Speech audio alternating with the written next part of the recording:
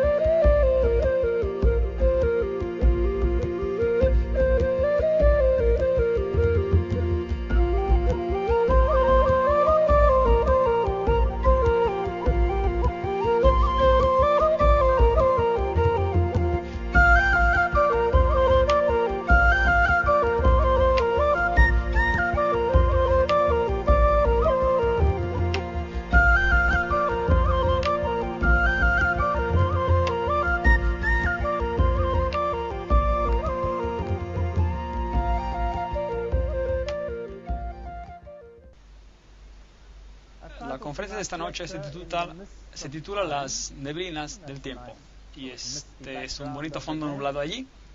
Las neblinas del tiempo es una conferencia sobre Daniel capítulo 2. Yo soy Dios y no hay otro Dios, que anuncio lo por venir desde el principio y desde la antigüedad y lo que aún no era hecho. Isaías capítulo 46 versículos 9 y 10. Entonces Dios dice, y yo te diré antes de tiempo lo que pasará desde el principio hasta los últimos días. Y en Daniel tenemos una clave al libro de Apocalipsis. De hecho, los libros de Daniel y Apocalipsis van mano a mano.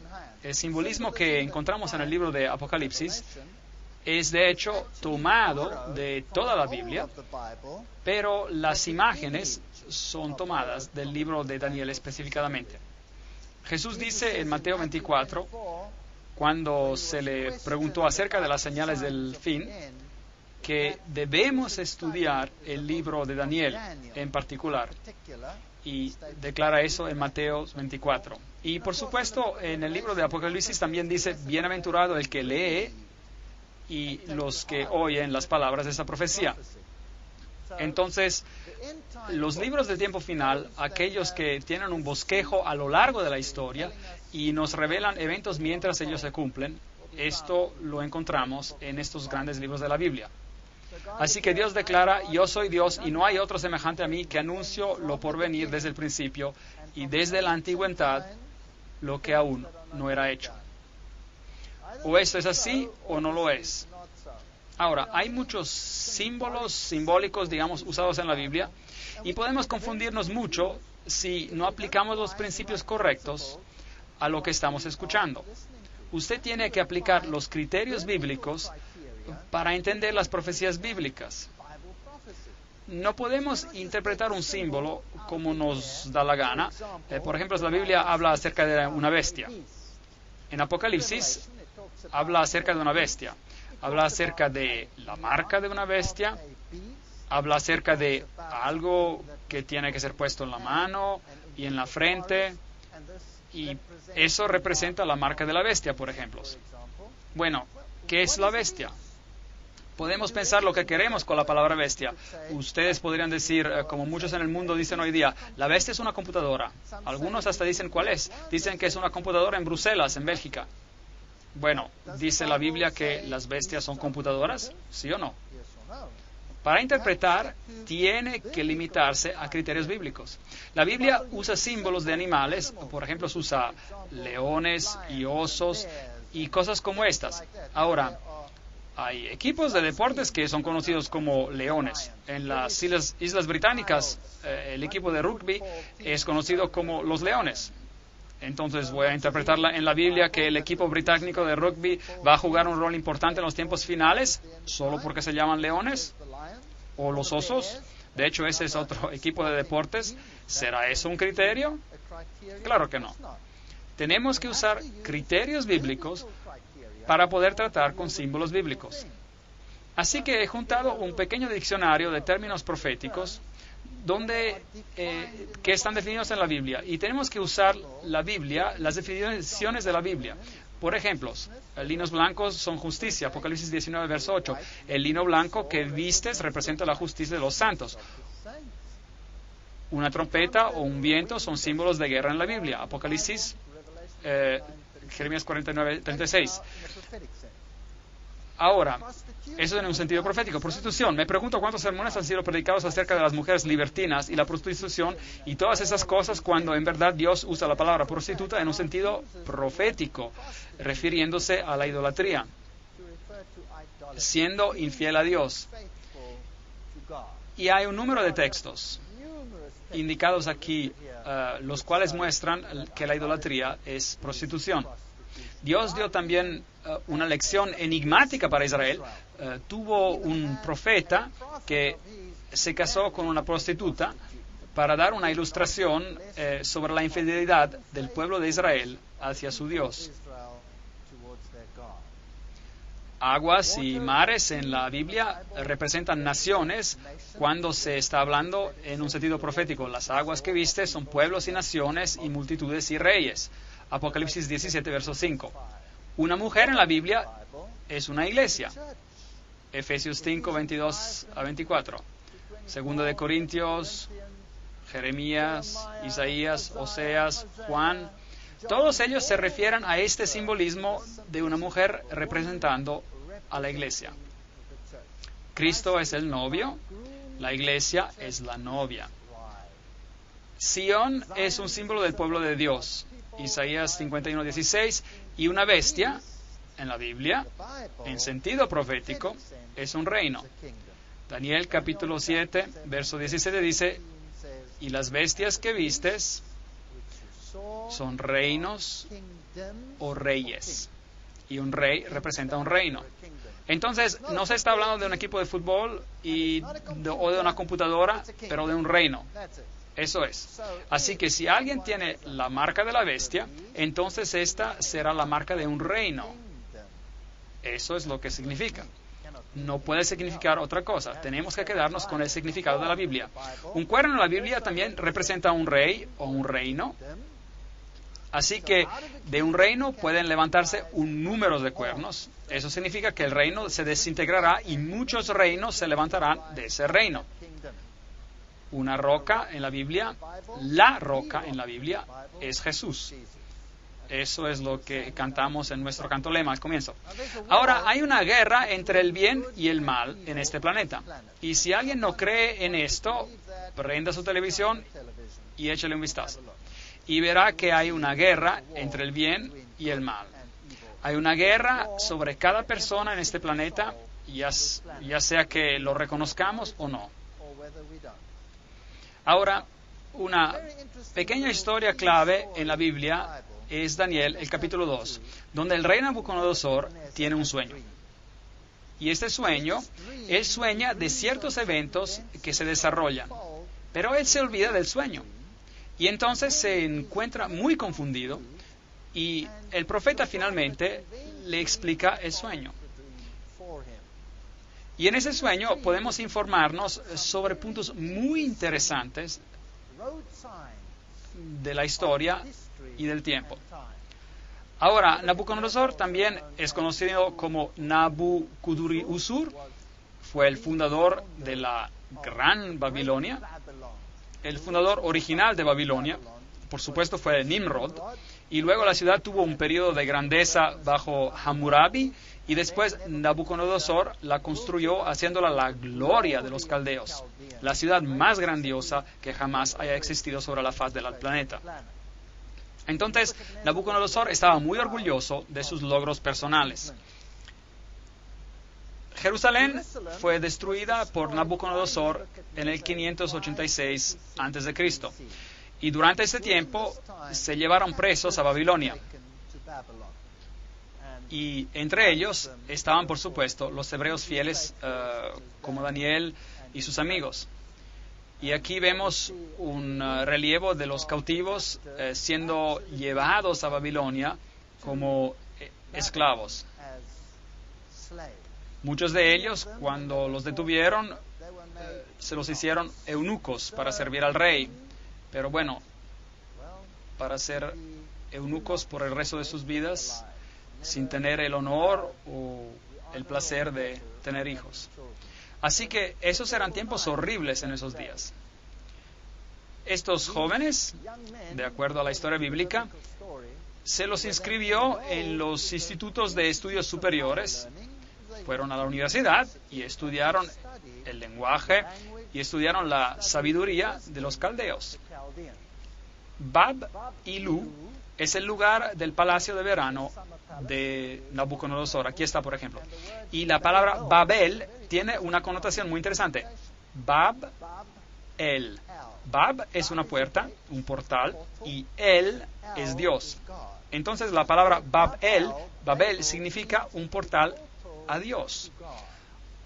Ahora, la Biblia dice que hay alguien más que se llama a sí mismo la puerta, y ese es Jesucristo.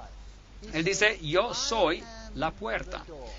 Entonces Jesús está diciendo, yo soy el Bab, la puerta, el portal, por la cual uno debe entrar al reino de los cielos.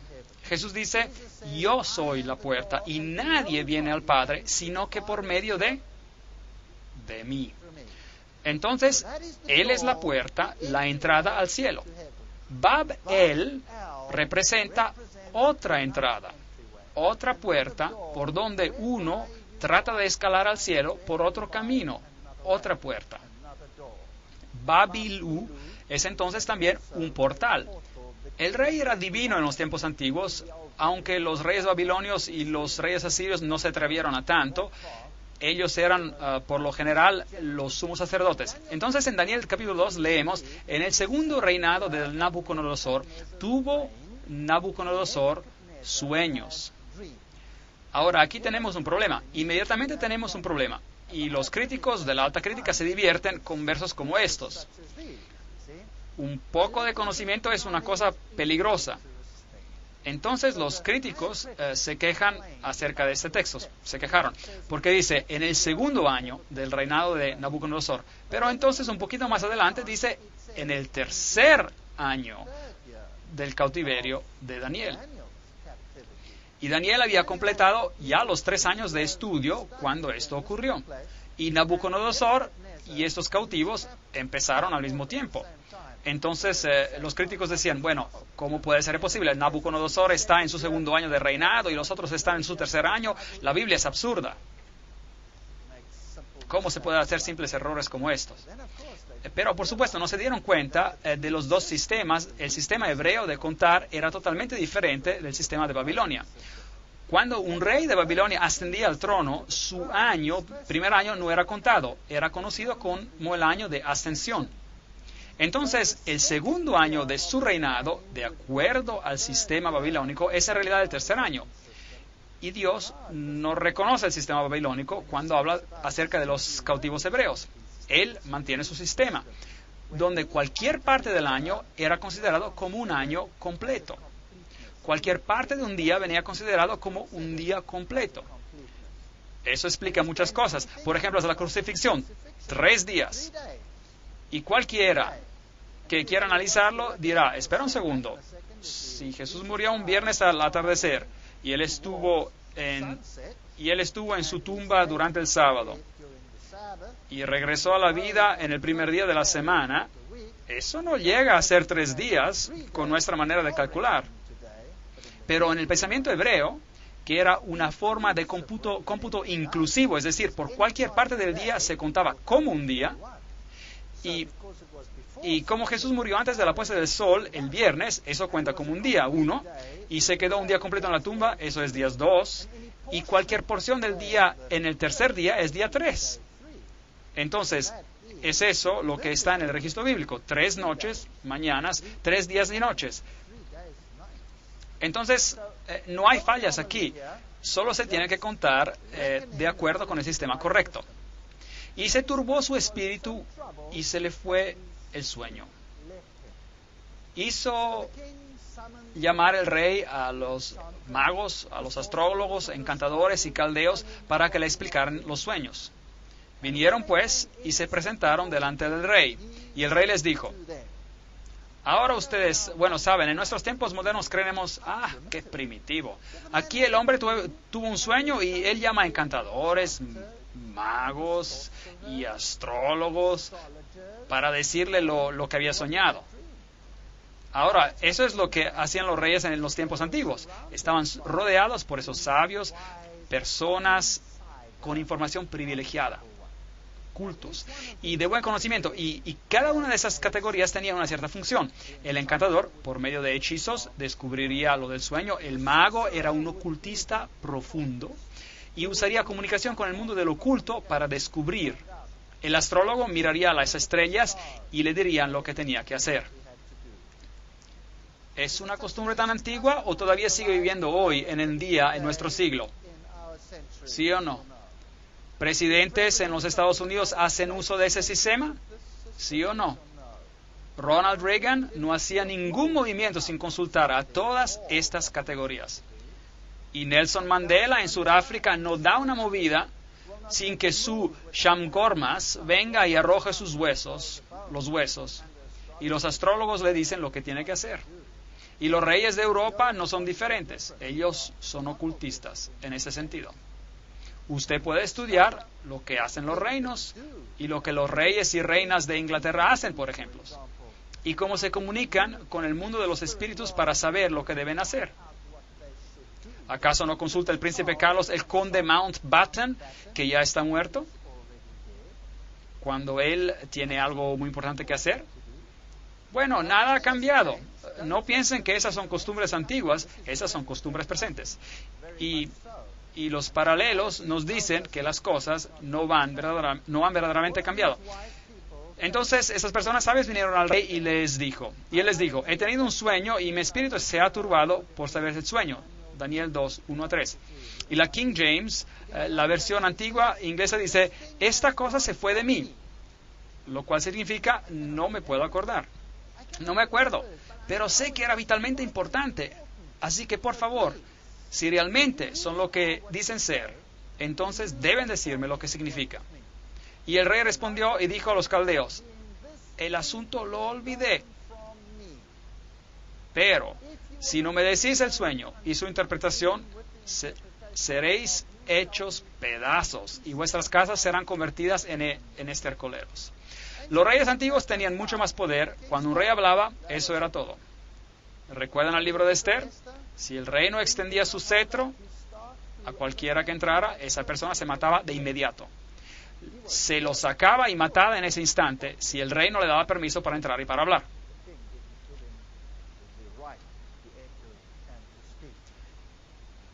El versículo 10 dice, los caldeos. Ahora, ¿quiénes son los caldeos? Los caldeos eran los eruditos, los que eran altamente educados, los astrónomos, los antes. Y tenemos caldeos hoy en día. Algunas órdenes religiosas concentran los más intelectuales, los más cultos en el mundo, en ciertos órdenes, que de hecho después administran muchas de nuestras universidades. Y las universidades más reconocidas al mundo, las universidades más renombradas que tenemos hoy en día en el mundo, son administradas por una categoría de personas hoy en día, que sería el equivalente exacto de los caldeos en ese entonces. Nada ha cambiado, así que esos son los eruditos. Los caldeos respondieron delante del rey y le dijeron, no hay hombre en la tierra que pueda declarar el asunto al rey. Además, ningún rey, príncipe ni señor que ha preguntado una cosa semejante a ningún mago, ni astrólogo, ni caldeo. ¿Ven las diferentes categorías? Todos ellos no pueden hacer esto. Porque el asunto que el rey demanda es difícil y no hay quien lo pueda declarar al rey, salvo que los dioses, cuya morada no está entre los hombres. Entonces Dios removió ese sueño de la mente del rey para que él no pudiera recordarlo. y también para exponer todas estas categorías de personas. Versículo 12. Por esto el rey, con ira y con gran enojo, mandó que mataran a todos los sabios de Babilonia. Todos. Ahora, obviamente, esto incluía a todos aquellos que habían recibido esta educación elevada. Y, por supuesto, incluiría a Daniel y a sus amigos, porque ellos habían completado su educación en el Instituto de Babilonia de Estudios Superiores. Entonces, todos ellos fueron sentenciados a morir un día, solo porque no podían responder al sueño. Cuando Daniel escuchó de que los iban a ejecutar a todos, fue a Arioc, el guardia del rey, y le dijo: ¿hay alguna manera que yo pueda hablar con el rey? Y después de que se le dio el permiso, Daniel retornó a su casa y explicó este asunto a sus amigos, Ananías, Misael y Azarías. Mishael, de hecho son nombres muy interesantes. No tenemos tiempo para entrar en detalles, pero hay una tipología en el nombre de los eventos que se desarrollan. Daniel significa juicio de pueblo de juicio de las personas. Mishael significa quién es como Dios. Analogías muy interesantes aquí. Daniel 2, 17 y 18. Él pidió para que pidiera misericordia del Dios del cielo sobre este misterio, a fin de que Daniel y sus compañeros no perecieran con los otros sabios de Babilonia. Esos son los acontecimientos básicos detrás de nuestra historia. En Daniel 2, versículo 21, tenemos esta declaración. Y Él, el Dios, es decir, cambia los tiempos y las estaciones, remueve reyes y pone reyes. Entonces, nuestra historia va a ser de cómo los reinos se levantarán y los reinos desaparecerán en este planeta. Daniel 2, versículo 24, nos cuenta de cómo el rey es informado de que Daniel tiene una respuesta. No ejecutes a los sabios de Babilonia, llévame a la presencia del rey y yo le daré la interpretación. Dios dio a Daniel una visión, no solo una descripción del sueño, pero también la solución, la interpretación del sueño. Respondió el rey y le dijo a Daniel, el cual se llamaba Belshazzar, que por supuesto es su nombre dado en lugar de Daniel, que se interpreta juicio. Así que todo el libro de Daniel habla de juicio, como el nombre indica. Habla acerca del juicio final sobre este planeta y el juicio de los varios reinos mientras avanza en la historia. Belshazzar, Bel era el dios de los caldeos.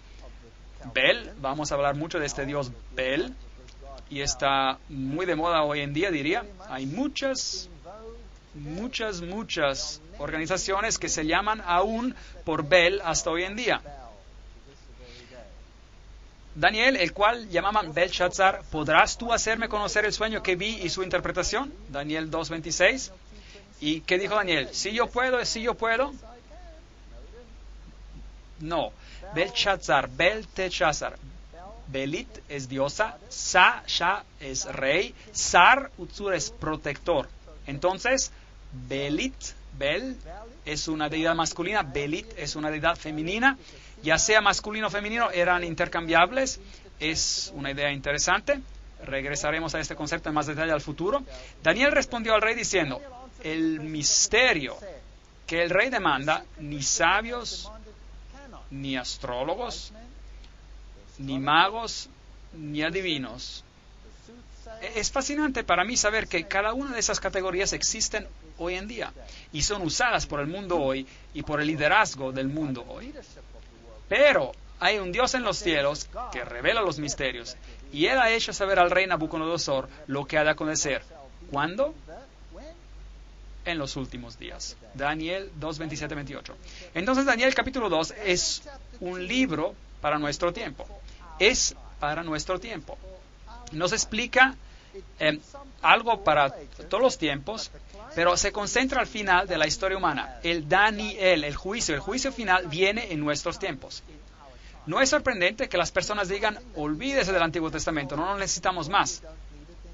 Bueno, Jesús dijo, cuando veáis en el lugar santo la abominación desoladora de la que habló el profeta Daniel, El que lee, entienda. Hablando acerca del futuro, Jesús mismo nos indica el libro de Daniel y concierne nuestro tiempo. Y Daniel no toma el honor, él da el honor a Dios. Vean, hay dos sistemas religiosos en este planeta. Un sistema está centrado en el hombre y el otro está centrado en Dios. Y esa es la batalla para el alma de cada persona en este planeta. Y se sorprenderá de quién hoy en día promueve una religión centrada en el hombre.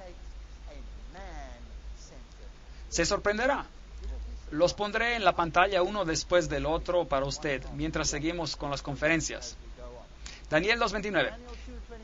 Estando tú, rey, en tu cama, te vinieron pensamientos por saber lo que había de suceder en lo porvenir.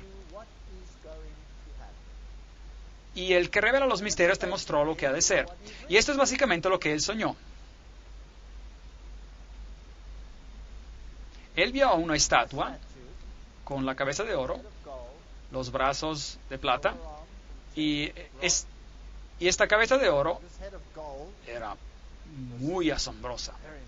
2 brazos, caderas de bronce, piernas de hierro, 2 piernas, y luego los pies de hierro y barro. Y luego él vio una roca que venía hacia la tierra, golpeó a la estatua y la destruyó. Y golpeó en los pies. En ninguna otra parte. Golpeó en los pies. Bueno, ¿qué significa este sueño? Bueno, la Biblia es tan buena que nos dice exactamente lo que significa para que no tengamos que adivinar. Tú, rey, veías en tu sueño una gran imagen. Esta imagen era muy grande y su gloria muy sublime. Eso es lo que él soñó. Y viste esta roca venir. Daniel 2, versículos 32 al 33. La cabeza de esta imagen era de oro fino, su pecho y sus brazos de plata, su vientre y sus muslos de bronce, sus piernas de hierro, sus pies en parte de hierro, en parte de barro cocido. Así que el sueño miraba hacia el futuro y también trataba de los últimos días. Estabas mirando hasta que una piedra se desprendió, note cuidadosamente, sin que la cortara mano alguna. Así que esta intervención no es una intervención humana. Pero ¿qué clase de intervención? Es una intervención divina. Hirió a la imagen, la piedra, en sus pies. Por favor, sea muy cuidadoso. No hiere la estatua en los muslos. ¿Están conmigo? No hiere la estatua en la cadera. Ahora, ¿por qué enfatizo eso? ¿Acaso es importante? Sí, parece de ser muy importante. Sistemas religiosos enteros en el mundo tienen una estatua que hiere, que es herida en las caderas. Cuando la estatua no fue herida en la cadera, la roca hiere los pies. La roca no hiere los muslos. Y con esta simple analogía, ya la mitad de las religiones cristianas en el mundo, tienen algo equivocado, seriamente equivocado. Bueno, eso es lo que la Biblia dice. Búsquelo por usted mismo. Hiere la estatua en los pies de hierro y barro y los desmenuza. Daniel 2, 34. ¿Y quién es esta roca? Obviamente, si no es una intervención humana, es una intervención divina. Así que si usted está esperando alguna ayuda de alguna superpotencia, cualquiera sea esa nación, le tengo malas noticias. La intervención final es una intervención divina. Es la segunda venida de Cristo. Entonces, fueron desmenuzados. También el hierro, el barro cocido, el bronce, la plata y el oro. Ahora, aguarde un momento. Si esta estatua es sucesiva, ¿por qué cuando se golpean a los pies, el hierro, que son las piernas, el barro, y son los pies, y de hierro, de barro, y el bronce son los muslos, y la plata, del pecho, y el oro, son todos hechos pedazos al mismo tiempo? y se convirtieron como tamo de las eras del verano, dice el texto. ¿Por qué todo se destruye al mismo tiempo cuando la piedra golpea los pies? Ve, si los reinos ocurren uno después del otro, entonces, ¿esto tiene sentido? Sí, claro. Pero solo si la filosofía de la cabeza avanza y construye la filosofía del pecho. Y esa aumenta grandemente en la filosofía de las caderas y es incorporada en la filosofía del hierro y propagada al mundo con la filosofía del hierro y del barro. Cuando la filosofía es finalmente destruida, esta filosofía, toda la contribución de la historia al reino del otro partido, el del enemigo de Dios, vendrá a su fin. Todo. ¿Enseñamos hoy en día filosofía babilónica? Sí lo hacemos. Tengo una conferencia llamada El vino de Babilonia. Estará sorprendido de cuánta filosofía babilónica enseñamos. ¿Enseñamos filosofía medo-persa? Claro que sí. Lo hacemos. ¿Está la religión del mitraísmo bien y en vida? ¿Y viviendo en el mundo hoy? Sí, el más grande poder religioso en el mundo, la más poderosa religión en el mundo, enseña los principios del mitraísmo. Muy interesante. Y eso es de Medio Persia. ¿Tenemos la filosofía griega en el mundo hoy? Claro que sí. ¿De dónde viene la teoría de la evolución? Empezó con Aristóteles. ¿De dónde viene nuestro pensamiento moderno a la base de casi cada ciencia en el mundo? De la filosofía griega. ¿Y qué hay acerca del hierro? ¿Tenemos algo que ver con las enseñanzas romanas? Claro que sí. Nuestro entero sistema judicial está basado en el pensamiento romano, que ha integrado las filosofías anteriores.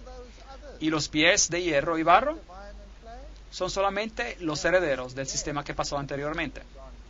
Y se los llevó el viento sin que de ellos quedara rastro alguno. Esto es muy importante. El viento es un símbolo de guerra. Esta guerra final destruirá totalmente a los reinos de la tierra. Pero la roca que destruyó a la estatua se convirtió en una gran montaña. La montaña es un símbolo en la Biblia de un reino. ¿Y cuánto llenó la tierra? Toda la tierra. No habrá naciones diferentes como las que tenemos hoy. Así que usted tiene sus esperanzas en una de ellas, de estas naciones, olvídelo. Esta profecía dice que no. Daniel 2:35.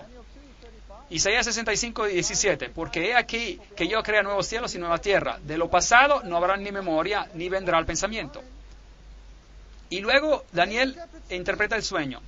Tu rey, y él era el rey de Babilonia, él representaba a Babilonia, era rey de reyes. Muy interesante ese detalle aquí en la Biblia.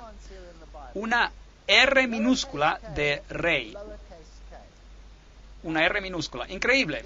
Hay otro rey de reyes que empieza con la R mayúscula. ¿Y quién es él? Él es Jesús. Él es el rey de reyes y señor de señores. Aquí hay otra persona que se llama rey de reyes. Y él era conocido por rey de reyes. Y él era el rey de reyes, el gobernador. ¿Hay otro poder hoy en día que tiene un título oficial de rey de reyes? La respuesta es sí. Hay un poder hoy tan poderoso, tan invasivo en el mundo, que si supiéramos nos sorprendería. Y el título que lleva es Rey de Reyes. ¿Está viva la filosofía de Babilonia hoy en día? Porque el Dios del cielo te ha dado reino, poder, fuerza y majestad. Tú, rey, eres Rey de Reyes. Rey con letra R minúscula. Tú eres aquella cabeza de oro. Después de ti se levantará ¿qué? Otro reino inferior al tuyo. Daniel 2, versículo 39. Entonces Babilonia caerá y será repuesta por otro reino inferior. El oro es un metal precioso, la plata es un metal menos precioso, pero la plata es más dura que el oro. Entonces, la filosofía máxima de un rey de reyes era en la cabeza de oro. La filosofía máxima de Babel, otro portal al cielo, era simbolizada en el oro. Fue fortalecido en el siguiente reino, aunque se convirtió en más brutal y menos refinado. su pecho y brazos de plata. Hay dos componentes a un pecho y a un brazo, y habrá dos componentes en el siguiente reino también, el cual dominará sobre toda la tierra. Babilonia nunca se tenía que disipar, nunca tenía que ser destruida. Nabucodonosor pensó que él había construido un reino que nunca dejaría de existir. He aquí una inscripción que fue encontrada sellada por un sello de Nabucodonosor donde dice, que dure para siempre. Él no podía pensar en un reino que sería destruido. Pero Daniel le indicó y le dijo, el reino desaparecerá, tu reino desaparecerá.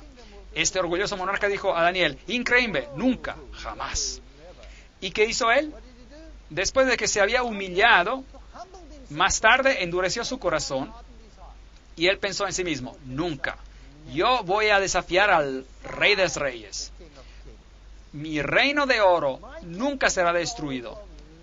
Nunca pasará a la plata, al bronce, al hierro y al barro. Nunca. Reinará para siempre. Constrúyame una estatua de oro puro, de la cabeza a los pies. ¿Qué estaba diciendo? ¿Qué estaba diciendo cuando estaba haciendo esto? Él estaba desafiando al Dios del cielo. Él estaba diciendo, te voy a desafiar. Voy a levantar mi reino y no lo destruirás. ¿Es posible de que haya un poder hoy en día que esté diciendo la misma cosa? Voy a desafiarte, voy a levantar un reino que nunca será destruido. ¿Es posible? Bueno, veamos que es más que posible y es una realidad triste en el mundo en el que vivimos hoy. Entonces este rey era arrogante en ese tiempo, pero hay un poder igualmente arrogante hoy en día que está haciendo la misma cosa. Daniel 3, 16 a 18.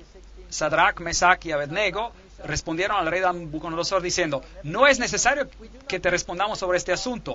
Nuestro Dios, a quien servimos, puede librarnos del horno del fuego ardiente. Y de tus manos, rey, nos librará. Y si no, has de saber, oh rey, que no serviremos a tus dioses ni tampoco adoraremos a la estatua que has levantado. Luego él llamó a todos, incluyendo a los hebreos, que habían interpretado esa visión por él, y le dijo, al oír del son de la bocina, de la flauta, de la cítara, de la arpa, del salterio, de la zampoña y de todo instrumento de música, os postréis. Puéstense. ¿Es usada la música hoy en día para juntar a las naciones, sí o no? ¿Sí o no? Sí, increíble, claro que sí. Así que los tres dijeron, no nos prostraremos, aunque Dios no nos ayude, no nos prostraremos. ¿Quién más dijo eso? Job lo hizo. Job tenía esa clase de fe. Job dijo, aunque me matara, le serviré. Increíble, es grandioso. Entonces, ellos fueron arrojados al horno de fuego, ¿y qué pasó? Las sogas se quemaron, y los soldados que los arrojaron se quemaron a muerte. Y Daniel 3:26, entonces Nabucodonosor se acercó a la puerta del horno del fuego ardiente y dijo, Sadrach, Mesach y Abednego, siervos del Dios Altísimo, salid y venid. Porque cuando el rey vio a una cuarta persona entre ellos, ¿y a quién vio? La versión antigua inglesa dice, alguien como el Hijo de Dios. Y las otras versiones vieron a alguien que parecía como un hijo de dioses. Gran diferencia entre las dos traducciones. Daniel 3:28, y Nabucodonosor dijo, bendito sea el Dios de Sadrach, Mesach y Abednego, que envió a su ángel y libró a sus siervos que confiaron en él, los cuales no cumplieron el edicto del rey y entregaron a sus cuerpos antes de servir y adorar a otro Dios que su Dios. Entonces la historia nos cuenta de que Nabucodonosor fue humillado. ¿Sabía que Nabucodonosor es el único rey pagano que tuvo el privilegio de escribir un capítulo en la Biblia? Increíble. Él escribió un capítulo en la Biblia, la historia de su conversión. Léalo en el libro de Daniel. Y creo que Nabucodonosor estará en el cielo algún día, porque se convirtió y su orgullo se humilló. Pero esto es como se veía, era una ciudad magnífica. Aquí está el emblema de Babilonia, el león, jardines colgantes. Él los construyó para su esposa Amuea, quien deseaba montañas. Y Babilonia estaba en una llanura, y ella no estaba muy feliz. Entonces él le dijo, voy a construirte una montaña. Y él se la construyó. Esos eran los reyes de aquellos días, tenían poder. Aquí hay la puerta famosa de Ishtar, que todavía se pueden encontrar en el Museo de Pergamum en Berlín. Hermosos relieves de piedras originales. Las escrituras cuneiformes que han descubierto nos cuentan la historia de Nabucodonosor. Estos portales los adorné con hermosura para que sean el asombro de multitudes de personas. Dicen las escrituras, para el asombro de los hombres he construido esta casa. Nabonidus, ahora, ¿quién era Nabonidus? Era el padre. Y a Belshazzar, el hijo exaltado, la ofrenda de mi cuerpo. ¿El padre de quién? De Belshazzar. ¿No es interesante? Vea, los críticos observaron otra vez. La Biblia habla acerca del último rey de Babilonia como Belshazzar. Y estos críticos decían, está mal, él no era el rey. Nabonidus era el rey. Lo que no se dieron cuenta, no teniendo las escrituras cuneiformes para descifrar a esa etapa, era que Nabonidus se había retirado a una vida religiosa. Él era un hombre altamente religioso y servía entre los sacerdotes de Babilonia. Y le concedió el gobierno a su hijo. Entonces, esta es una inscripción que se ha encontrado sobre este asunto. Y a Belshazzar, el hijo exaltado, la ofrenda de mi cuerpo, tú pones la adoración de la gran deidad en su corazón, que no camine en caminos de pecados, que su vida sea satisfecha en abundancia y reverencia de la gran deidad que mora en su corazón de Belshazzar, mi hijo primogénito. Dios habla al hombre moderno, página 154. Déjeme decirle, en el año 1882 una inscripción fue encontrada que Nabonidus había dejado durante su reinado a su hijo. En 1916 una inscripción fue encontrada en la cual había un juramento de Belteshazzar y Nabonidus juntos. Nuevamente los críticos se equivocaron, la Biblia fue comprobada correcta. Y en 1924 encontraron la famosa inscripción, yo otorgo mi reinado a mi hijo Belshazzar. Traguen los el polvo críticos, la Biblia gana 1-0, nada para los enemigos de esto. Y luego la escritura apareció en la pared y escuchamos la historia del viejo profeta Daniel que fue llamado para interpretar la escritura en la pared. Mene, contó Dios tu reino y le ha puesto fin, Belshazzar, y lo ha terminado. Tekel, pesado ha sido en las balanzas y ha fallado, y se ha hallado falto. Peres, tu reino ha sido dividido y dado a los medos y los persas. Muy interesante, dos brazos, medos y persas. Y el profeta interpreta una escritura escrita por un dedo en la pared.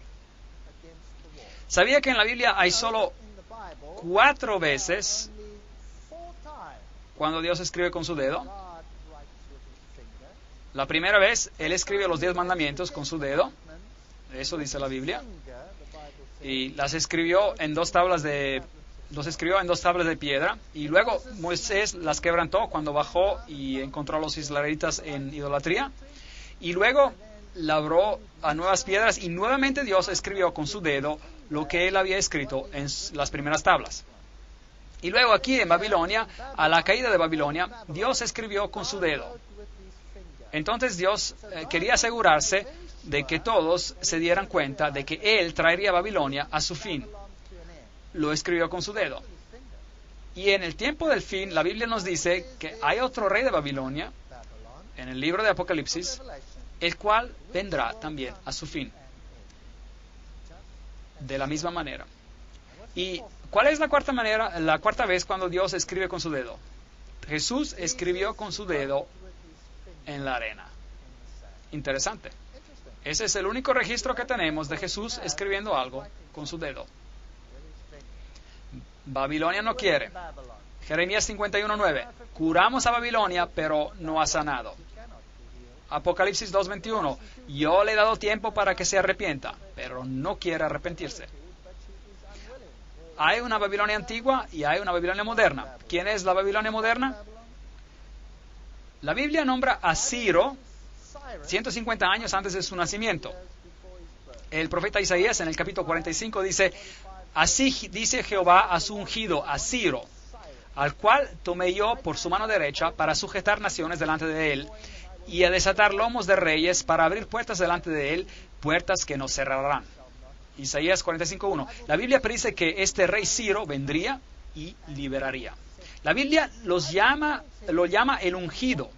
¿Sabía que la Biblia usa esta terminología para Ciro y la usa para Jesús? Entonces, este rey pagano aquí, quien trae a Babilonia a su fin, es usado como símbolo, como tipo del gran rey que vendrá y dará su fin a Babilonia en los últimos tiempos. Es una analogía muy interesante, muy interesante.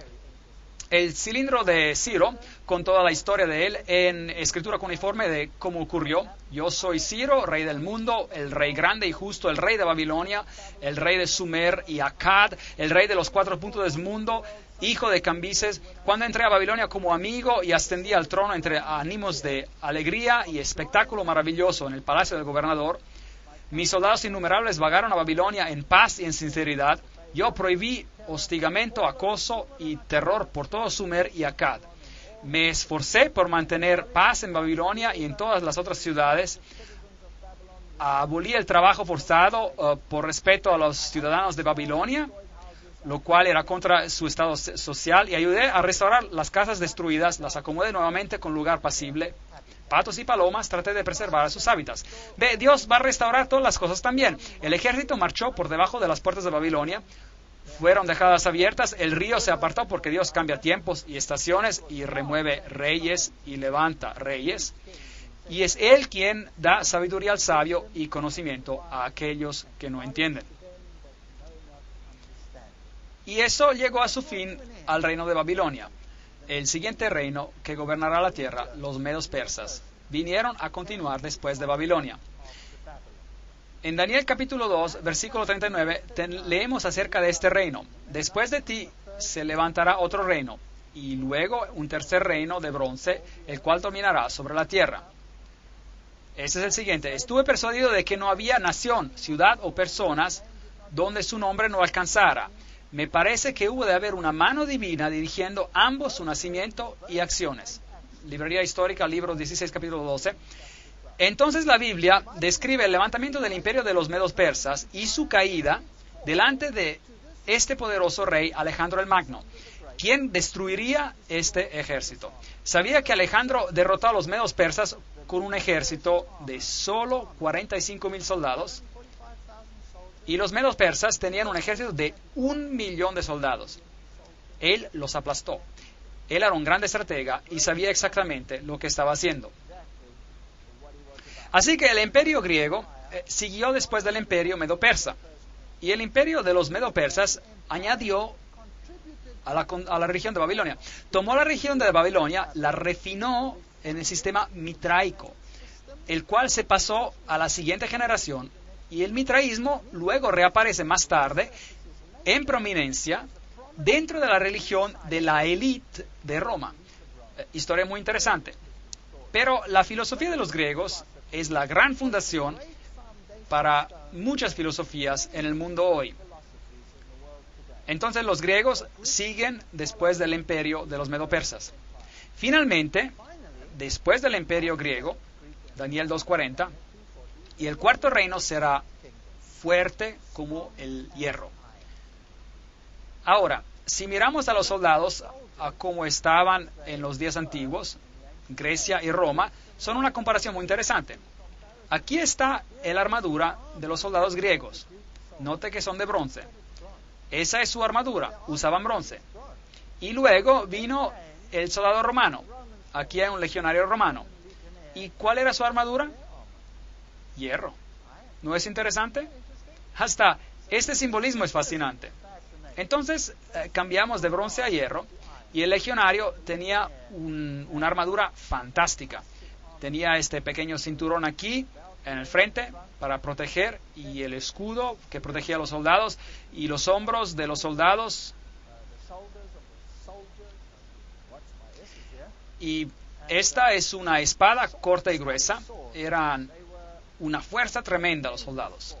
Y por supuesto el poder de Roma no tenía igual. El hierro es más duro que el bronce y Roma era poderosa, más poderosa que los griegos.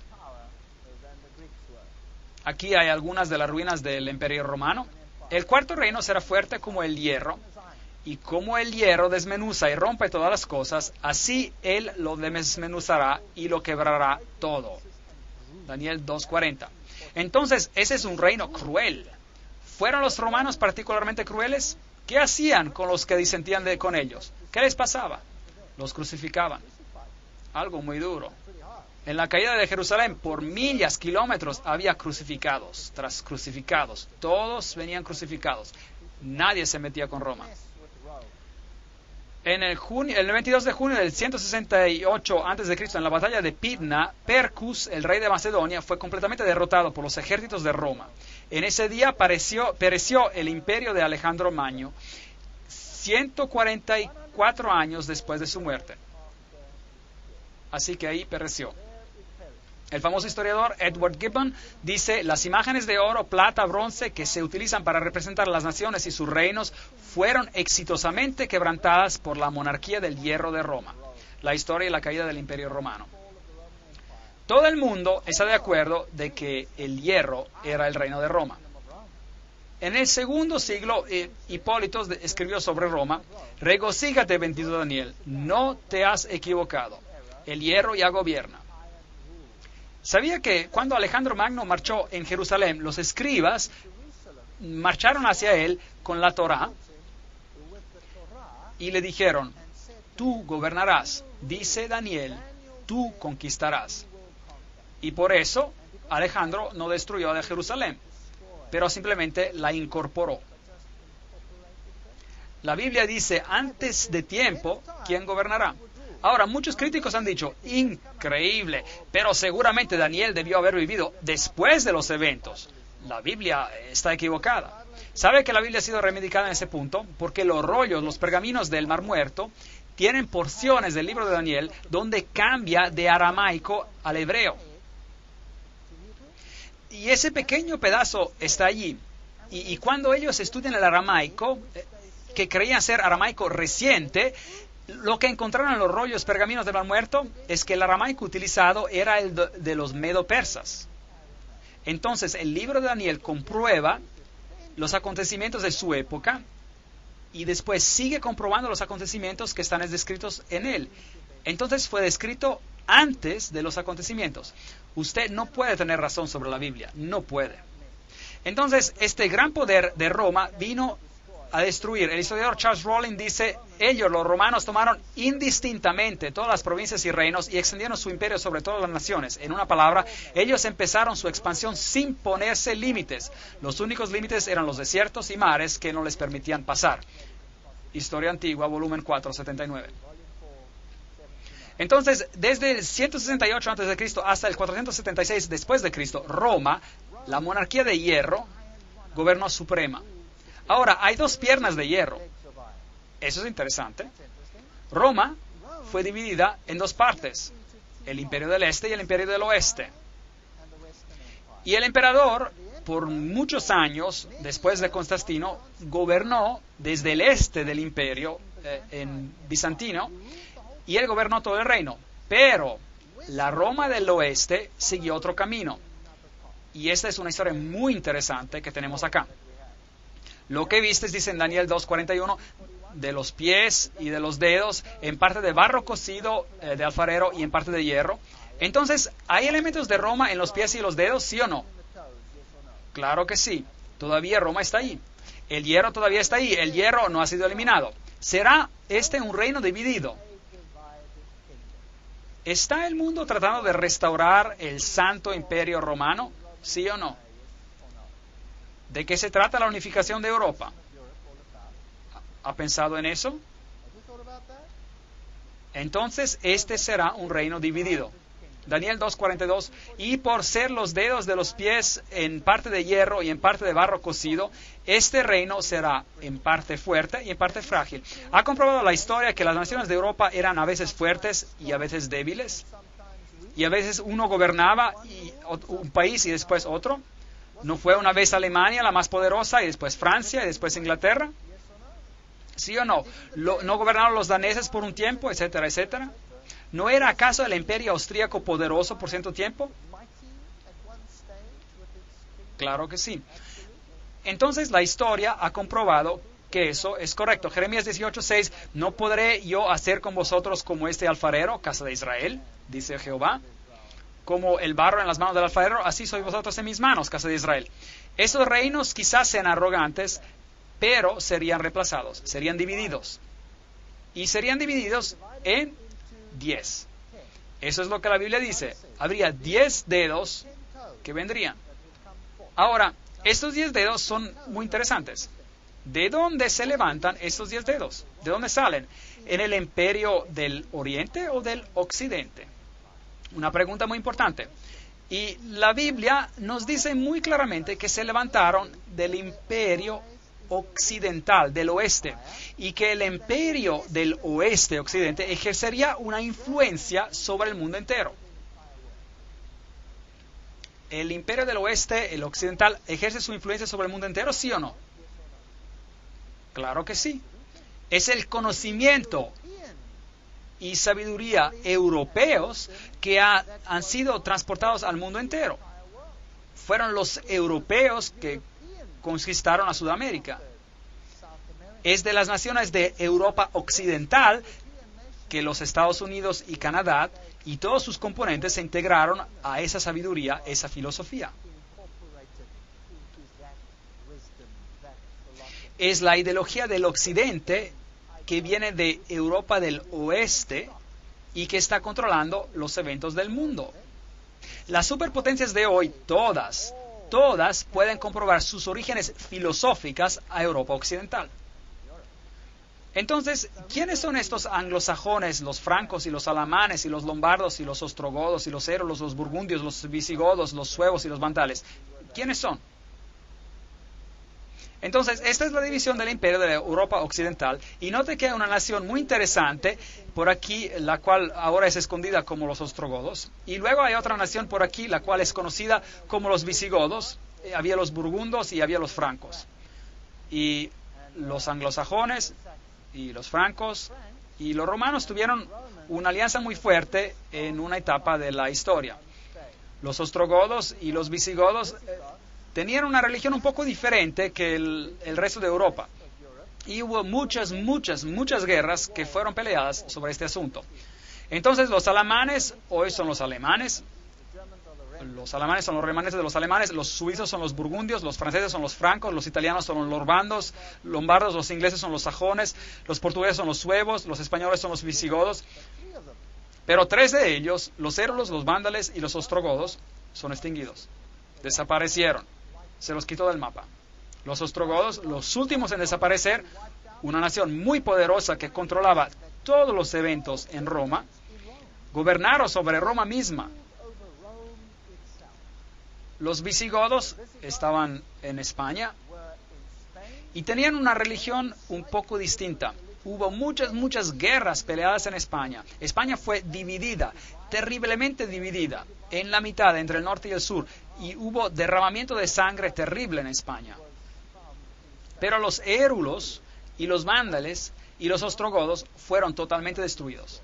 La historia trata de decirnos que estos 3 pueblos fueron destruidos porque tenían una filosofía ariana, que significa que ellos propagaban la idea de que Cristo no tenía divinidad y que por eso fueron destruidos. Pero solo tenemos información de una fuente. Todos sus escritos, todo lo que escribieron fue destruido. Todas sus librerías han sido destruidas. Así que realmente no sabemos en qué creían.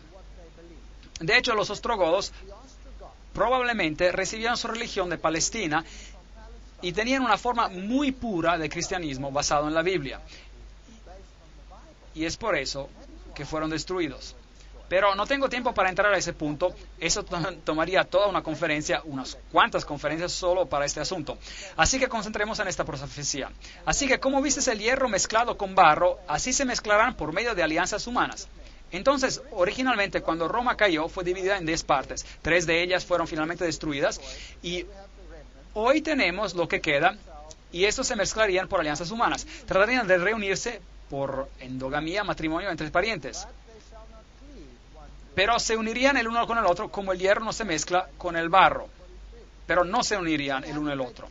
Entonces, tuvimos grandes reyes de Europa tratando de reunir a Europa por medio de casamientos. Y por eso tuvimos a la reina Diana y al rey Federico tratando de hacer lo imposible para juntar a naciones. Así que aquí está el castillo de Federico en Dinamarca, donde los famosos reyes y reinas gobernaban. Daniel 2:43, así como vices el hierro mezclado con el barro, así se mezclan por medio de alianzas humanas, pero no se unirán el uno con el otro, como el hierro no se mezcla con el barro. Tenemos la famosa reina Victoria y el rey Cristián. ¿Sabían ustedes que la reina Victoria era totalmente no inglesa? ¿Sabían ustedes que ella era alemana? ¿Sabían que ella hasta habló en alemán en su lecho de muerte? Al estar muriendo, su lengua nativa le regresó. Ella era una reina alemana. Y el rey Cristián de Dinamarca y sus descendientes se mezclaron con alianzas humanas. Todas las naciones se unieron, todos estaban juntos. Entonces diferentes reyes trataron de reunir a los reinos. Aquí tenemos el Papa coronando a Carlos, el gran Carlomagno, el rey del Santo Imperio Romano, porque supuestamente él había logrado reunir a Europa. Y en cuanto se puso esa corona en su cabeza, el reino cayó y fue dividido. Entonces, por un momento, nuevamente se juntarían y luego se apartarían otra vez. Y así que los Carlos y los Luises y todos estos reinos de la tierra y los gran reinos trataron de reunir a Europa. Y luego vino este francés, Napoleón Bonaparte, y su hermano era el gran maestro de la masonería en España. Muy interesante. Él era el gran maestro. Y todos ellos tenían conexiones privilegiadas en este sentido. Y él quería reunir a Europa. Y en la batalla de Waterloo, bueno, él se encontró con su derrota. Es una historia muy interesante. Vamos a estar hablando acerca de esto en más detalle. Todo lo que escuchamos no es necesariamente verdad. Aquí Napoleón es llevado en exilio. Napoleón dijo, quiero crear un sistema europeo, un código de leyes europeas, una corte de apelación europea. Hubiera habido solo un pueblo en toda Europa. Europa hubiera devenido una nación. The Watchmen, 1941. Él trató de unir a Europa. 30 años más tarde de Waterloo, el doctor Thomas Arnold dijo, la liberación de Europa por el dominio de Napoleón no fue afectada ni por Rusia, ni por Alemania, ni por Inglaterra, sino que por la mano de Dios. ¿Cuál era el adversario principal de ese tremendo poder? ¿Por quién fue controlado, resistido y al final terminado? Por nadie y por nada, sino que por la directa y manifiesta interposición de Dios. Conferencia sobre la historia moderna, conferencia 3. Es muy interesante. Napoleón tenía una artillería muy pesada y él hubiera ganado sin problema sobre la artillería más liviana de los ingleses, por ejemplo. Pero en ese día, de repente, una lluvia fina cayó y toda esa artillería pesada se atascó en el lodo y no podía moverla. Entonces, la artillería más liviana, la artillería más ágil de las otras fuerzas, era justo lo que se necesitaba para hacerlos en pedazos. Entonces, ¿quién ganó la batalla? ¿El tiempo, el clima o la artillería? Es interesante que algunos de los grandes políticos del pasado han dicho que la historia está al lado de la artillería más potente, la artillería más pesada. Pero hay un Dios en el cielo que revela los secretos y hace saber al rey Nabucodonosor lo que acontecerá en los últimos días. Este es un verso interesante, Daniel 2:28, en los últimos días. Bueno, si lee la Biblia, si lee Lucas y Mateos 24, por ejemplo, Lucas capítulo 21, verá que los eventos y cómo acontecen. Como un reino después de otro hará guerra. Y en los eventos finales serán nación contra nación, reino contra reino, guerra, hambre y toda clase de cosas. Corazones aterrorizados. Eso es lo que la Biblia dice. Y el siguiente evento será, dice Mateo 24 y Lucas 21, la venida de Cristo en gloria. La piedra que pondrá fin a todos los reinos terrenales. Bueno, este era el emperador Guillermo, y él trató de poner fin a la división de Europa. Y aquí hay una historia verdadera muy interesante. En una catedral en Francia, en Metz, hay una estatua afuera de la catedral, y hay una estatua por aquí, del profeta Daniel, con su dedo apuntando a su rollo de pergamino, sus escritos. Muy interesante el profeta aquí. Y el emperador Guillermo, estaba muy preocupado acerca de esta estatua. Y luego un día la catedral necesitaba reparaciones. El techo estaba roto y tenía que ser reemplazado. Y entonces le pidieron al emperador Guillermo por dinero para reparar la catedral. Y el emperador Guillermo dijo lo siguiente. Él dijo, ¿ustedes tienen una estatua de Daniel enfrente de la catedral? Y entonces obviamente él sabía lo que Daniel había dicho. Y obviamente estaba fastidiado con esa profecía. Entonces les dijo, les daré el dinero para reparar su catedral si remueven la cabeza de la estatua. Ahora, recuérdense que esas estatuas están hechas por secciones. Y pongan mi cabeza encima de esa estatua. ¿Ustedes creen que lo hicieron? Esto es historia. Usted puede comprobarlo. ¿Piensa que lo hicieron? Sí, lo hicieron. Ellos lo hicieron. Y ellos pusieron la cabeza de Daniel original, en sus archivos. Y él les renovó el techo. Y luego, por un tiempo, la cabeza del emperador Guillermo estuvo sobre la estatua. ¿Y qué quería decir con esto? Él era como el Nabucodonosor de los tiempos antiguos. Él estaba diciendo, no me importa lo que dijo su profeta, yo lo lograré. ¿No era eso lo que estaba diciendo? No me importa lo que dice el profeta, yo lo lograré. Historia fascinante. Bueno, aquí ya está muerto, pero este no es él, ese es su perro. El texto dice en alemán, Senta begleitete seine Majestät den Kaiser im Weltkrieg 1914 bis 1918. Y traducido, su perro acompañó al emperador durante la Primera Guerra Mundial, 1914 hasta el 1918. Y después de él se levantaría otro. Daniel 2:21, él muda los tiempos y las edades, quita reyes y pone reyes. Y si tú, emperador Guillermo, piensas que puedes poner tu cabeza en la estatua de Daniel diciendo, yo lo lograré a mi manera, y su Dios no podrá hacer nada sobre esto, te vas a morir y no lo lograrás. Y hay el resto de la historia. Ahora, esa historia es muy fascinante. Aquí había otro hombre. ¿Usted cree que entendía las profecías de Daniel? ¿Usted cree que estaba interesado? Adolf Hitler estaba interesado en el mundo del oculto como nadie ante él. Había dos quienes estaban muy interesados en el mundo del oculto. Uno era Napoleón. Napoleón, de hecho, envió toda una división de su ejército a Egipto para encontrar algo de la origen del poder de Faraón que arrojó su vara y que se convirtió en serpientes. ¿Sabían esto? Y es Francia quien descubrió ¿qué? En Egipto, ¿qué?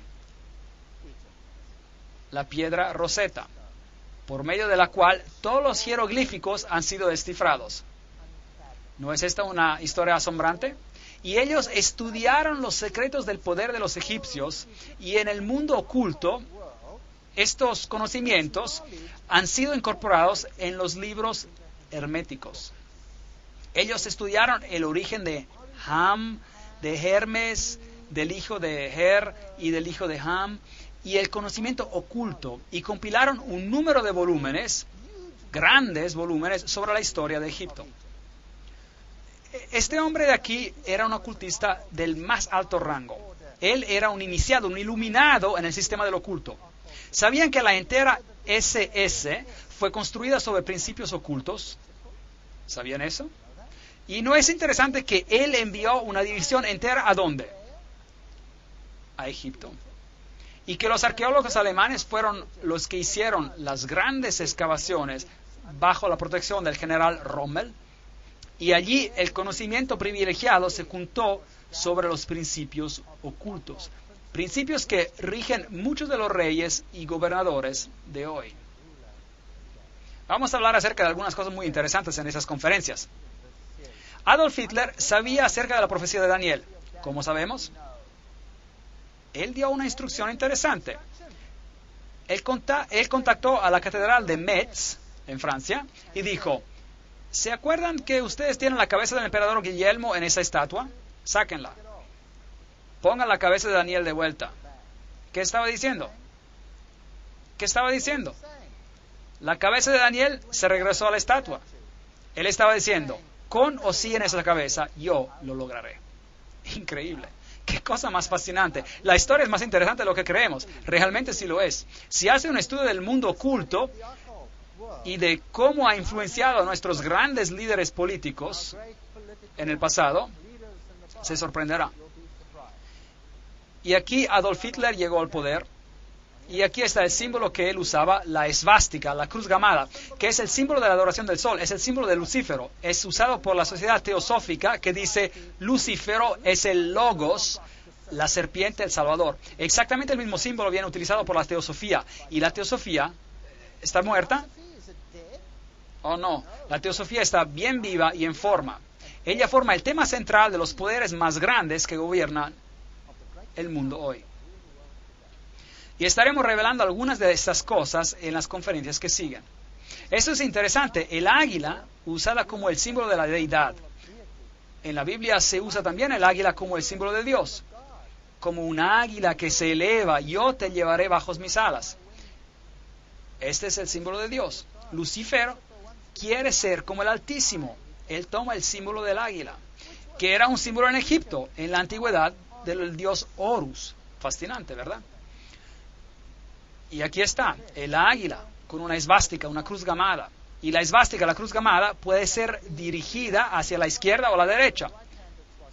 Y si es a la mano izquierda o a la mano derecha no hay diferencia. Representa al Dios en su forma malvada o en su forma de luz o en su forma femenina o masculina, no importa cuál uno use.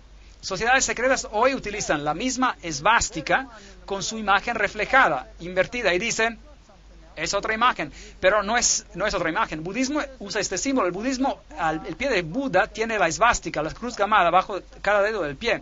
Es solo una imagen reflejada, invertida, pero no hay diferencia. Es solo el otro sexo de la deidad que se está siendo honrada. Entonces, ¿qué está pasando aquí en el mundo? Hay una agenda detrás de las escenas. ¿Qué significan verdaderamente este círculo y esta esvástica, esta cruz gamada? Con respecto a la Primera Guerra Mundial, Winston Churchill dijo, después de la Primera Guerra Mundial de 1914, de hecho, Winston Churchill era un miembro de una fraternidad secreta, ¿sí o no? Sí lo era. ¿No es fascinante? Stalin era un miembro de una fraternidad secreta, ¿sí o no? Sí, bueno. Bueno, a lo mejor la historia no es tan aburrida como usted pensaba, ¿no es cierto? Siempre pensé que la historia era aburrida cuando era joven, pero hoy la encuentro fascinante, juntando las piezas, increíble. Con respecto a la Primera Guerra Mundial, Winston Churchill dijo, después de la guerra de 1914 hubo una convicción profunda y una esperanza casi universal de que la paz gobernaría al mundo. El libro de la tempestad, antes de la tempestad, página 3. Después de la Primera Guerra Mundial, eso es interesante. Bueno, ¿tuvo éxito alguno de estos gran gobernadores? Sea el emperador Guillermo o Napoleón o los Luis o Carlos o Hitler, ¿tuvieron éxito? No. Europa era más dividida después de la guerra que antes. Pero esa división era engañosa, como veremos. Luego las murallas cayeron y imperios empezaron a derrumbarse. Y los grandes líderes del mundo, los Lenins y los Stalins, que habían matado a sus millones por razones clandestinas, de repente esos imperios se derrumbaron. Die Mauer muss fallen, la muralla debe caer. Todos estos grandes líderes, desde Lech Walesa, a esta dama aquí, Thatcher, a Khrushchev y a Gorbachev, y las reinas, ¿pertenecen a órdenes secretas? ¿Sí o no? ¿Quién es la cabeza de los Bilderberger? ¿Quién es la reina de los Bilderberger? Aquí está. Eso es muy interesante. ¿Existe una fundación Gorbachev con su central en Nueva York? Sí existe. Cosas muy interesantes. Y después la policía secreta soviética, el KGB, se derrumba. Un símbolo se derrumba. ¿Realmente se derrumba? ¿Quién gobierna Rusia hoy? ¿Quién es la cabeza? ¿Quién es la cabeza de Rusia hoy? Putin. ¿Y qué era él? Era la cabeza del KGB. ¿Ve? ¿No es interesante? Entonces bajaron a un símbolo y las personas piensan que la opresión ya se fue, pero en realidad no se ha ido, solo ha tomado otra apariencia. Es como un camaleón, cambia de color, pero en la esencia no cambia. ¿Y el Dios del cielo está mirando? Sí. Sí, claro, Él está mirando. Él nos dijo antes de tiempo que esto ocurriría y Él nos dijo en gran detalle. La Unión Soviética ya no existe, 3 repúblicas se unen, Gorbachev es ya algo del pasado, Bush necesita tiempo para recuperarse, y etcétera, etcétera. Leyendo el futuro de Europa, podemos sobrellevarnos en las manos del pueblo. Es más que dinero, la unión monetaria, mares de problemas, tormenta monetaria destruye la unidad europea. Leland Stove dijo, a la humanidad se le ha dado una sentencia suspendida, pero estos días de gracia son terriblemente pocos. En cuanto nos queda tiempo, página 343. El Dios del cielo levantará un reino, el cual nunca será destruido. Desmenuzará en pedazos y consumirá todos estos reinos, y Él reinará por siempre. Ahora, quiero que piense seriamente esta noche, todos los que están aquí presentes. ¿Está el mundo predicando que estamos avanzando hacia un reino de paz? ¿Sí o no? Sí. Pero será un reino terrenal. ¿Dónde quieren levantar un reino final de paz? ¿Allá en algún lugar en Jerusalén? Bueno, están peleando acerca de esto. ¿Qué dice Dios? ¿Pondrá un fin a qué? ¿A cuántos reinos en esta tierra? A todos. Es lo que Dios dice. A todos ellos. Y Él establecerá su reino. ¿Usted cree que Él necesita los ejércitos del mundo para lograrlo? Todos los que cayeran en esta piedra serán quebrantados. Y sobre quien ella caere, la piedra, le desmenuzará. Es lo que la Biblia dice.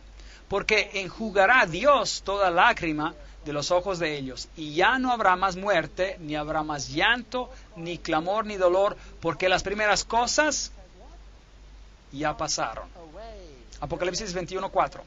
No debemos ser engañados creyendo que los poderes de esta tierra van a conseguir el objetivo por el cual están peleando. No lo lograrán. Llegarán a su fin. Parecerá como si casi llegaron a lograrlo. ¿Cómo sabemos eso? Porque la Biblia lo dice. La Biblia dice, cuando digan paz, paz, ¿cuándo dirán eso las naciones? Cuando parezca que hayan logrado su objetivo, ¿no es cierto? ¿Qué dice la Biblia que acontecerá?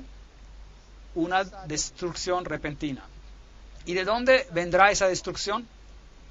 Vendrá de Dios. ¿Y por qué el Dios del cielo tiene que intervenir para destruir esa unidad final? ¿Por qué tendría que hacer eso? Porque es una unidad basada sobre un sistema oculto. Es una unidad contra Dios. Es una unidad de anticristos contra Cristo. Es una cosa de miedo. El mundo está terriblemente engañado hoy. Necesitamos estudiar esas profecías cuidadosamente y analizarlas y aclararlas para ver matices más finos, para que no seamos engañados como un predicador que se para y dice a lo mejor, el anticristo vivió en el pasado, él era un rey griego, su nombre era Antíoco Epifanios el IV, pero él fue destruido por una roca. Pero la roca golpea los pies, no golpea los muslos, no golpeó a ningún rey griego. Daniel capítulo 8, Daniel capítulo 9. Cuidado cómo interpretamos la profecía. No podemos dar una vuelta equivocada a estos asuntos. Cristo retornará, la roca de todos los siglos. Versículo 35. Y la piedra que golpeó la imagen devino una grande montaña. Y la montaña, la Biblia, es un reino. Y llenó toda la tierra. Dios mismo levantará un reino. El sueño es verdadero y fiel su interpretación. Daniel 2:45. Esta noche hablamos de muy pocos detalles, pero hemos tenido un bosquejo relativamente exacto de la historia. ¿Y estarían de acuerdo en decir de que Daniel fue exacto? ¿Sí o no? Claro que sí. Daniel fue exacto. Ahora les tengo malas noticias. Noticias terriblemente tristes para usted. Daniel va a tomar el mismo cuadro, el cuadro de esta noche, es como una ilustración que le daría usted a un niño para colorear. Es solo el perfil. Y luego se le da al niño crayones, colores, y se le dice que coloree la ilustración.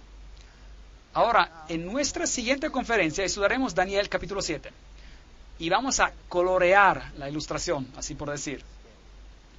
Y luego el asunto se vuelve temeroso porque veremos quién realmente es el poder y algunos de nosotros serán lastimados, algunos de nosotros nos quedaremos chocados, sorprendidos, algunos de nosotros a lo mejor dirán, nunca más quiero escuchar algo sobre esto, pero les animo a que sigan viniendo porque hay una solución fascinante a esto. ¿Sabía que el libro de Apocalipsis toma esta última gran batalla entre el bien y el mal, que de hecho es una batalla secreta? Es una batalla secreta. ¿Sabían que las primeras palabras que Jesús usó cuando le preguntaron cuáles serán las señales de tu venida y del fin del mundo? La primera cosa que él dijo fue, cuidado, que nadie os engañe. El engaño es el nombre del juego. Es como funciona. Hay lobos vestidos en pieles de ovejas engañando al pueblo de Dios. ¿Está el mundo siendo guiado a un camino lleno de flores, fielmente siguiendo y pensando que está haciendo algo bueno, cuando en realidad están siendo guiados al foso del infierno? ¿Es posible? Si creemos en los profetas y si los estudiamos cuidadosamente, y aunque duela, y créanme, yo he estado al otro lado del asunto, y cuando estudié la profecía me dolió, y mi familia se quedó dolida. Y hubo baldes de lágrima. Y ahora tengo baldes de esperanza. Baldes de esperanza. Porque Dios me ha mostrado y ha mostrado a todos en el mundo por medio de su palabra. Y la palabra es el único lugar donde podemos encontrar esperanza, que hay esperanza. Pero Él también ha dado un bosquejo sobre el engaño de nuestro tiempo. Y debemos saberlo. Hay un pequeño grupo de personas aquí esta noche, muy pequeño grupo de personas.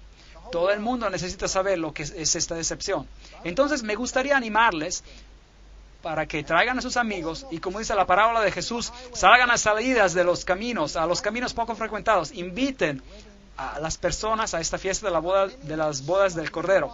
No muchos ricos, no muchos sabios, no muchos de alta reputación lo escucharán, pero vaya por todos sitios y tráigalos aquí. Y estudiemos estas profecías. Y yo les hago una promesa solemne. Si hablo de cualquier cosa que está contraria con la palabra de Dios, váyase. Váyase. Si no está según la palabra, váyase. Compruebe cada palabra que digo. Ponga todo a prueba. Use la palabra de Dios como filtro para lo que yo digo. Y si usted me puede mostrar que estoy equivocado, cambiaré, lo prometo. Yo no quiero hacer nada que no esté en línea con la voluntad de Dios. Ese es mi reto. Vamos a atenernos a la palabra de Dios y veremos exactamente lo que está pasando en nuestros tiempos. Es más temeroso de lo que usted piense. Pero tenemos una esperanza, porque el Dios del cielo levantará un reino que nunca será destruido. Y estamos justo frente a la puerta. Y me gustaría que usted sea parte de ese reino. Que todos, y que Dios los bendiga y los guarde hasta que nos juntemos para colorear el episodio de Daniel, capítulo 7.